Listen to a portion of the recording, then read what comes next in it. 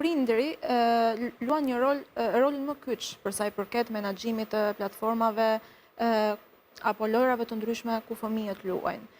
Pse e them këtë? E them sepse përpos mekanizmave që secila platformë ku fëmijët luajnë kanë modulet e caktuara, filtrat e sigurisë, përsëri prindi është ai që luan rolin kyç në lidhje me konfigurimin e platformës që fëmia luan. Nuk duhet ketë në kontroll vetëm platformën tashmë, por duhet ketë edhe mekanizmat dhe konfigurimet dhe duhet patjetër një ndërgjegjësim edhe më i madh. Duhet kenë parasysh aktivizimin e parental control, duhet kenë parasysh që aktivizimin e chateve apo të mesazheve.